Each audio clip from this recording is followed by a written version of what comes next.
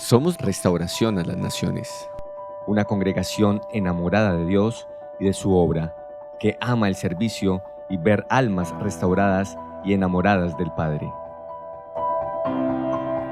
Por más de 17 años, Restauración a las Naciones ha desarrollado un ministerio que está impactando Colombia y naciones aledañas, levantando pastores e iglesias bajo el temor de Dios y sus principios e impulsando ministerios que han cruzado fronteras, llevando la palabra de salvación con sus dones y talentos. Bienvenidos a nuestro servicio. Quiero ir a la palabra en esta noche. Le invito al Evangelio de Marcos, capítulo 5. Voy a estar hablando allí algo importante sobre un personaje conocido como el endemoniado de Gadara o Gadareno. Así que dice versículo 1 lo siguiente: vinieron al otro lado del mar, a la región de los Gadarenos, y cuando salió él de la barca, enseguida vino a su encuentro de los sepulcros un hombre con un espíritu, dice, inmundo. Versículo 3, que tenía su morada en los sepulcros, y nadie podía atarle ni aun con cadenas. Versículo 4, porque muchas veces había sido atado con grillos y con cadenas, mas las cadenas habían sido hechas pedazos por él, y desmenuzado los grillos, y nadie le podía dominar. Nadie le podía dominar. Versículo 5, y siempre de día y de noche andaba dando voces en los montes, en los sepulcros, e hiriéndose con piedras. Cuando vio pues a Jesús de lejos, corrió y se arrodilló ante él, y clamando a gran voz dijo: ¿qué tienes conmigo, Jesús, Hijo del Dios Altísimo? Te conjuro por Dios que no me atormentes. Porque él decía: sal de este hombre, espíritu inmundo. Versículo 9, dice el texto: y le preguntó: ¿cómo te llamas? Y él respondió diciendo: Legión me llamo, porque somos muchos. Wow, porque somos muchos. Amén. Ok, el endemoniado de Gadara o el endemoniado gadareno. Vemos en el Evangelio de Marcos, en el capítulo 5, los versículos que leímos esto va hasta el versículo 21. Allí vamos a encontrar cómo el Señor Jesús trae libertad a un hombre que por mucho tiempo estaba atormentado, poseído por más de 2000 demonios que atormentaban su cuerpo. Pero hay algo en todo esto que quiero mostrarles, y es lo siguiente, y es que en el capítulo 4, versículos 35 al 41, vemos que el Señor Jesús convoca a sus discípulos a pasar al otro lado para ir a donde se encontraba aquel hombre atormentado, esclavizado por el diablo. Pero vemos que en ese transcurrir de cruzar el lago y llegar hasta Gadara, se desató una tremenda tempestad, y en medio de esa tempestad vemos cómo el Señor Jesús entonces se levantó y calmó los vientos y calmó la tempestad. Allí el Señor mostró su poder, salvando a su discípulo de las fuerzas físicas de la naturaleza en estos capítulos.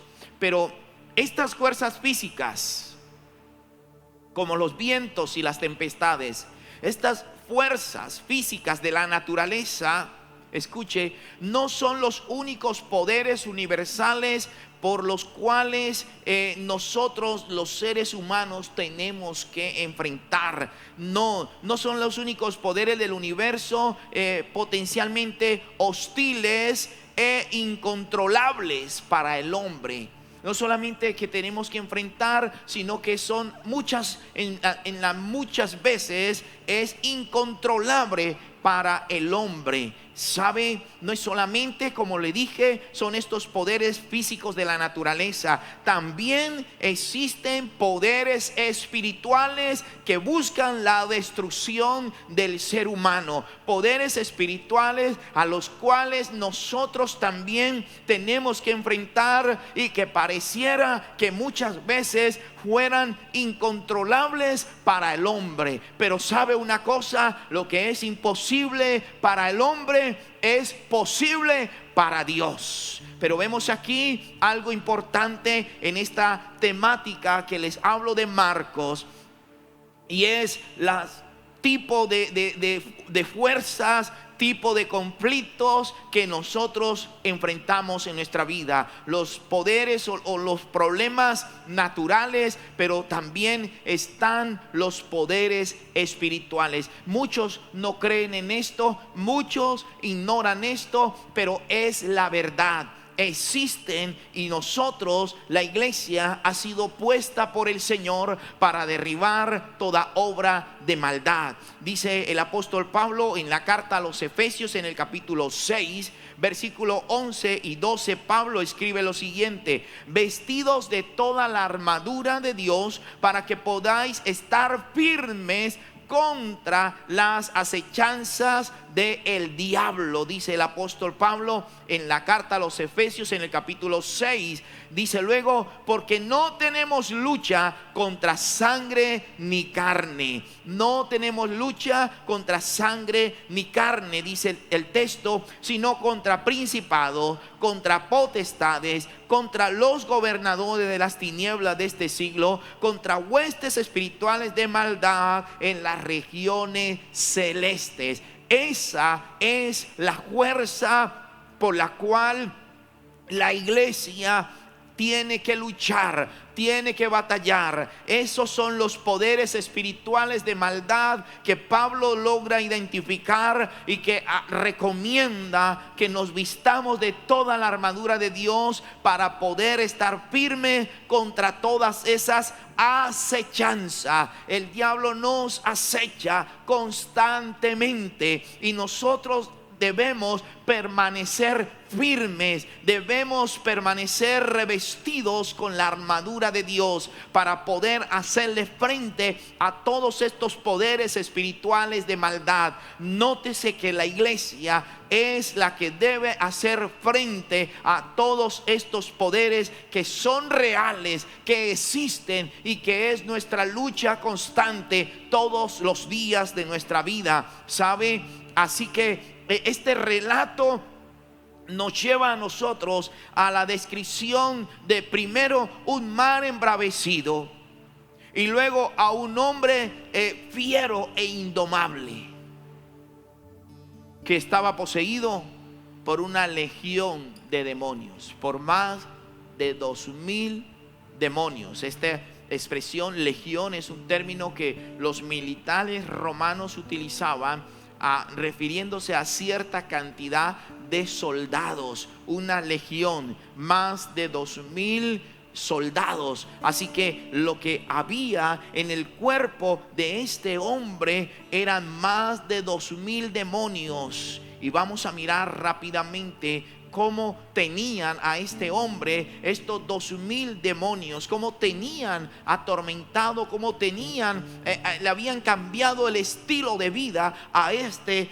hombre de Gadara. Mira, empezamos entonces con lo siguiente, y es que lo que estos relatos bíblicos nos muestran es que el Señor Jesucristo tiene el pleno dominio sobre ambos poderes. me refiero a las fuerzas físicas. Por eso le demostró a sus discípulos que él podía calmar los vientos y las tempestades, y el mar y la naturaleza se sometía a él. Entonces vemos aquí que el Señor Jesús tiene el poder sobre ambas, o tiene el control pleno sobre ambos poderes o fuerzas: la fuerza física de la naturaleza, pero también los poderes espirituales diabólicos.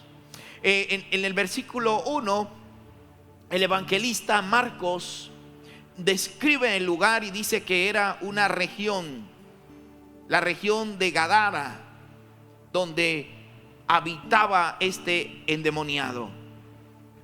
Gadara hacía parte de un promedio de 10 ciudades que componían a algo conocido como Decápolis en los tiempos de Jesús. Allí estaba Gadara, y vemos rápidamente que era en los tiempos de Jesús una ciudad totalmente gentil.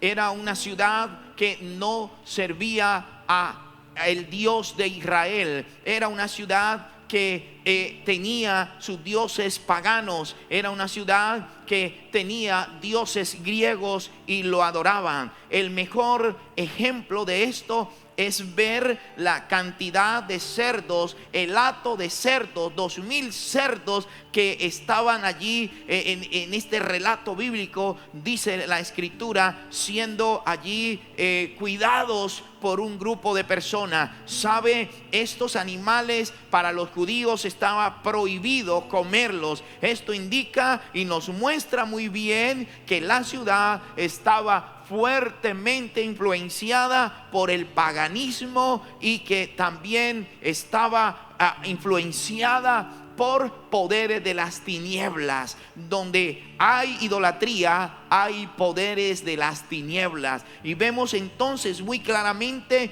que un ejemplo de esto es que ellos comían cerdos, por eso cuidaban cerdos, por eso trabajaban con los cerdos, por eso era más importante inclusive los cerdos que la vida de las personas que vivían allí, porque les producía lucros. Los judíos no comían cerdos. Entonces es una señal de que esta ciudad era una ciudad totalmente influenciada por el paganismo.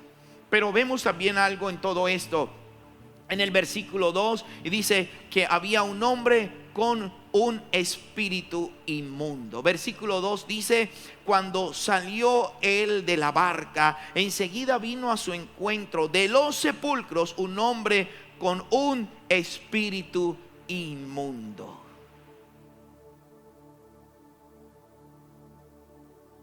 Escuchen, la noche que los discípulos habían tenido había sido una noche cargada de fuertes emociones.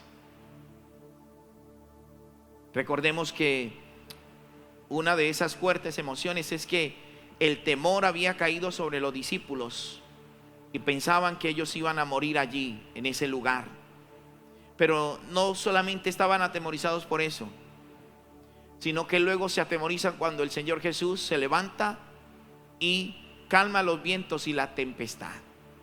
Entonces ellos estaban cargados de fuertes emociones. La adrenalina estaba en ellos todavía. Ahora imagínense ustedes, al llegar a la orilla de Gadara y el Señor Jesús colocar los pies, dice, sobre la playa, este endemoniado salió al encuentro. Vemos entonces, para completar las emociones que habían tenido estos discípulos, estas fuertes emociones, realmente dice que este personaje habitaba en los sepulcros. En los sepulcros. Así que quizá los discípulos dirían: déjeme pensar un poco, casi morimos ahogados. Ahora aparece Jesús y calmó los vientos y la tempestad. ¿Quién es este hombre que aún los mares y los vientos le obedecen? Y pensaban que ya había terminado todo cuando aparece un endemoniado con más de 2000 demonios en su cuerpo, valga la redundancia.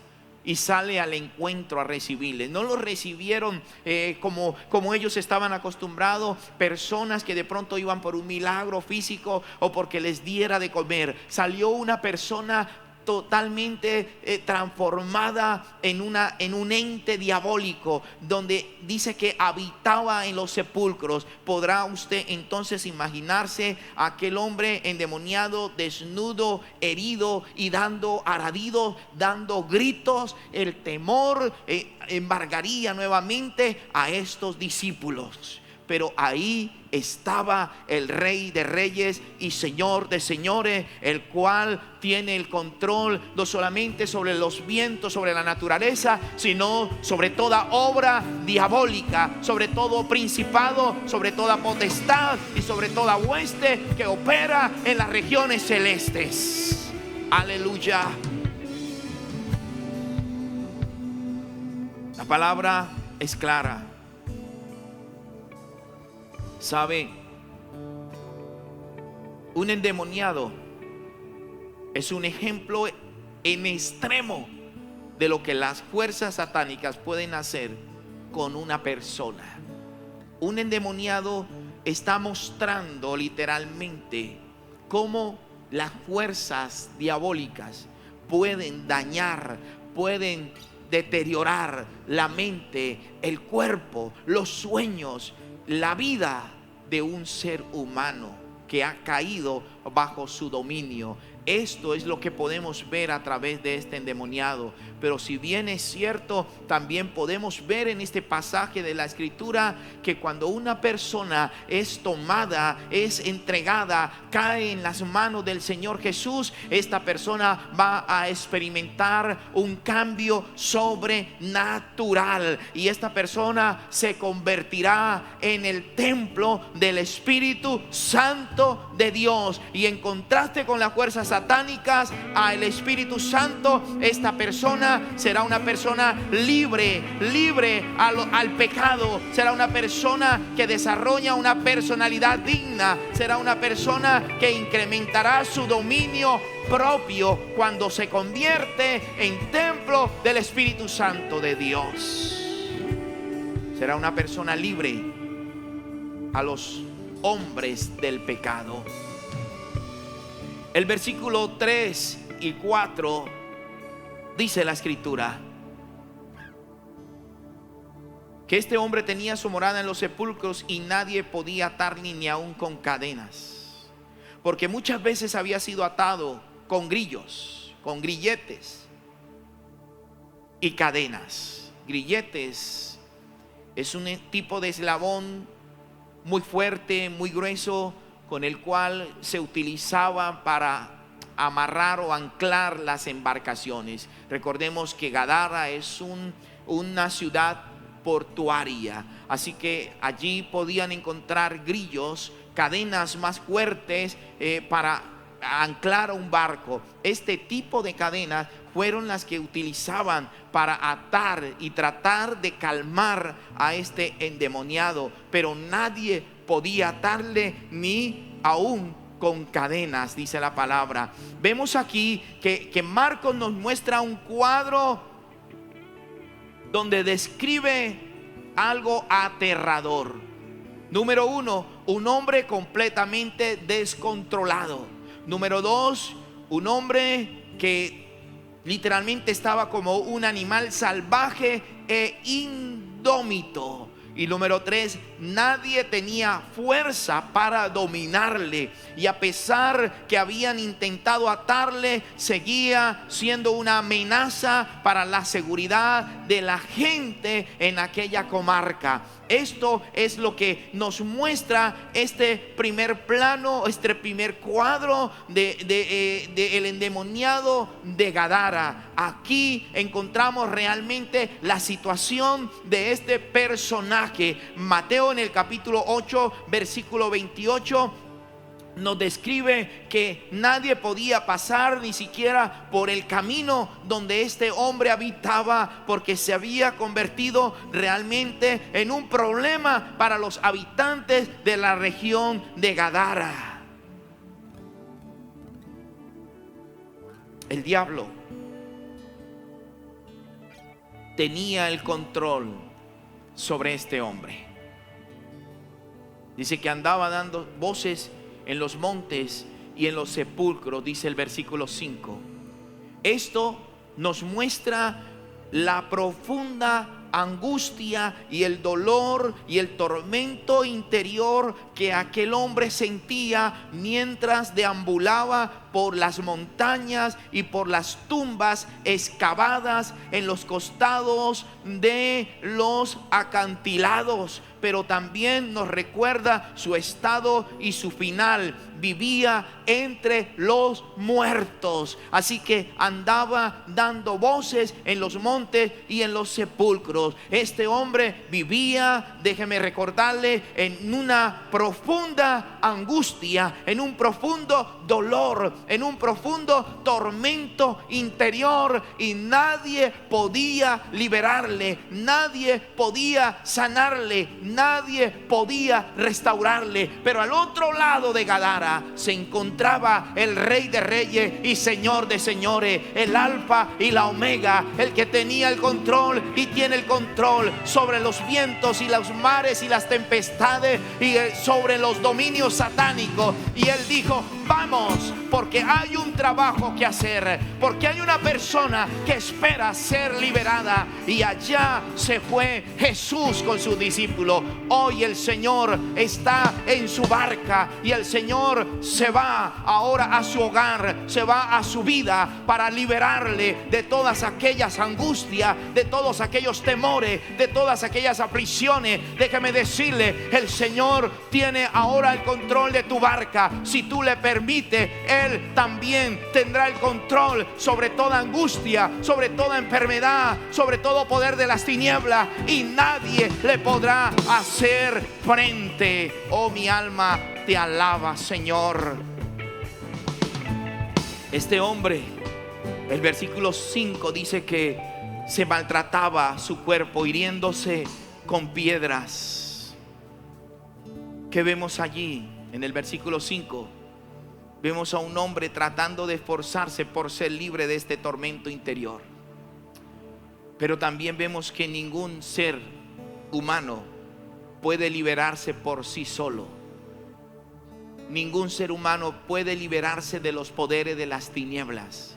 Está comprobado, si no es a través del Señor Jesucristo. Así que este hombre estaba tratando de liberarse de su tormento interior. En otras palabras, también estaba tan emocionalmente turbado que presentaba claras tendencias de suicidio. Intentaba quitarse la vida. Como vemos hoy en toda la tierra, hombres y mujeres, jovencitas, adolescentes, adultos, padres de familia, madres de familia, que se han quitado su vida tratando de ser libres de un tormento espiritual. Y no olvidemos que Satanás siempre obra para la autodestrucción de la persona. El versículo 7 dice: te conjuro por Dios que no me atormentes. Aquí vemos algo interesante, y es que cuando el Señor Jesús llega a la ribera de Gadara y pone sus pies sobre aquella playa, el hombre endemoniado salió al encuentro. Vemos aquí que él le grita y le dice: te conjuro por Dios que no me atormentes. ¿Qué vemos en este cuadro, en este versículo? Cuando el endemoniado llegó a la presencia de Jesús, las cosas cambiaron inmediatamente. Los hombres de la región tenían miedo del endemoniado, pero este endemoniado ahora tenía miedo de Jesús. Así es.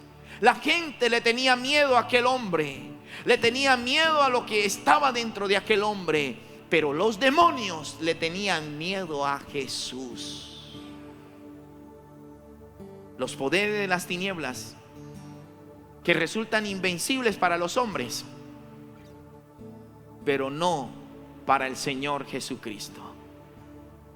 Así que ellos sabían Y por eso le dijeron: te conjuro por Dios que no me atormente. En otras palabras, los demonios, la legión que habitaba en el cuerpo de aquel hombre, sabía que su hora se precipitaba, que había llegado el momento, que había llegado su final, que había llegado su ruina, que había llegado el tiempo de salir de ese cuerpo, que había llegado la persona que los iba a expulsar, y aquella habitación se acabaría y ahora se convertiría no en una habitación satánica, sino en una habitación del Espíritu Santo de Dios. Se convertiría no en un hombre rechazado, encadenado, atado, sino en un hombre libre que iba a predicar la palabra en la región de Samaria, a toda la región de Gadara, y que iba también a predicarle a su familia, a sus amigos, del poder de Dios en su vida. Por eso los demonios estaban diciendo: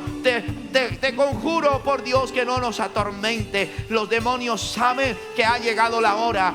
Los demonios saben que ha llegado el tiempo. Ya no habrá más derecho legal. Y lo digo en esta noche: no habrá más derecho legal sobre tu familia. La muerte, la ruina, la miseria, maldiciones generacionales no tendrán más derecho legal si tú permites que el Espíritu de Dios llegue a tu casa, llegue a tu corazón, llegue a tu familia. Ellos tendrán que huir y la ruina será grande para ellos.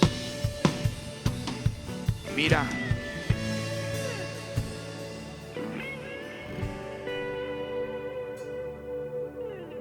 no sabemos por qué Jesús le preguntó al endemoniado: ¿cómo te llamas? No sabemos por qué Jesús hizo esta pregunta, pero sí podemos ver algo importante en esta pregunta, y es que los discípulos de pronto esperaban que el hombre le dijera: mi nombre es Julano de tal, vivo en el barrio tal, en la ciudad tal, mi número de celular es este y mi correo electrónico es este.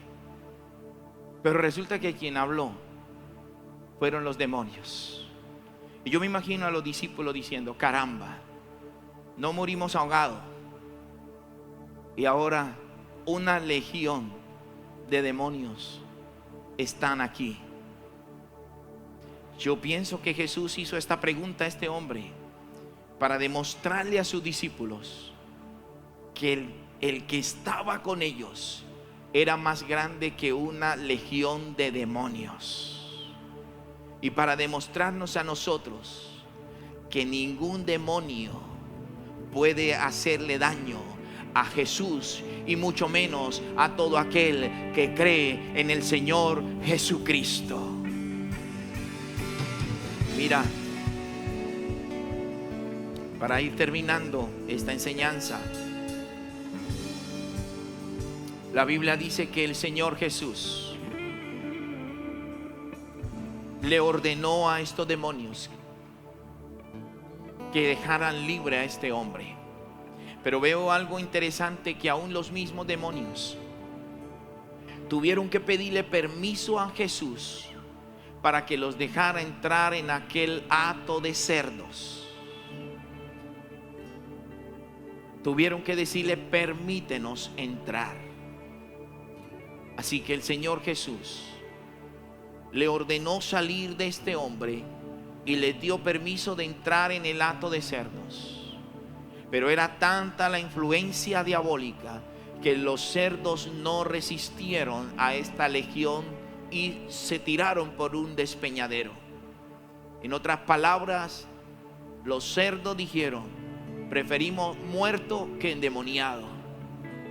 Y sabe, quedó demostrado el poder de Dios en acción. Dice el versículo 15: y vienen a Jesús y ven al que había sido atormentado del demonio y que había tenido la legión, sentado, vestido y en su juicio cabal, y tuvieron miedo. Mira, lo que quiero decirles para cerrar esta enseñanza: una vez que los demonios salieron de aquel hombre, el cambio fue radical.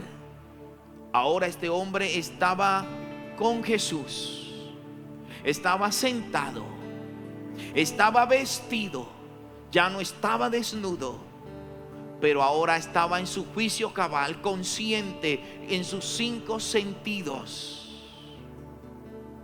Nadie había soñado conseguir algo parecido en la vida de este hombre,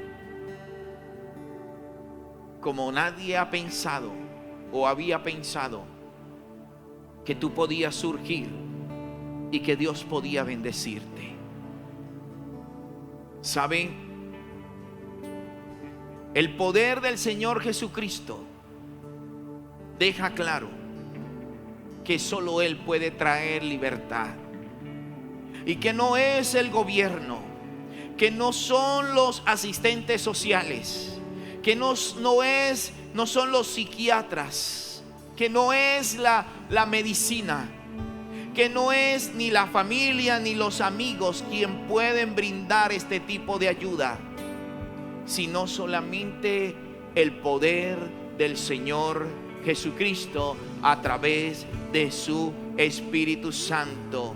Nadie había podido traer la verdadera solución a este hombre sino Jesús, el Hijo de Dios. Así que yo te digo en esta hora, lo que es imposible para los hombres es posible para Dios. Y mientras usted se mantenga firme, creyendo que el Señor tiene el control sobre la naturaleza, que el Señor tiene el control sobre las fuerzas, escuche, de los vientos y los mares, también tiene el control sobre todo poder espiritual. Y ninguna plaga, ninguna muerte, ninguna obra de maldiciente, ningún plan infernal tiene derecho legal sobre tu vida, sobre tu familia, sobre tu economía, sobre tu liderazgo y sobre nuestras naciones. El único que puede traer libertad es el Señor Jesucristo, el único que tiene el poder para sanar, el único que tiene el poder para levantarte, para bendecirte, para restaurarte, para levantarte de la miseria, para levantarte de la escasez, para hacerte libre de las drogas, del pecado, es el Señor Jesús. Así que en esta noche declárate libre en el nombre de Jesús de Nazaret y dígale: ven a mi casa, ven a mi vida, ven, yo quiero verte, yo quiero que tú habites dentro de mi vida. Cuando el Señor Jesús entra a tu vida, el cambio será radical. Y los que no daban un peso por ti, ahora sabrán y tendrán que reconocer que Jesús es el Señor de tu vida.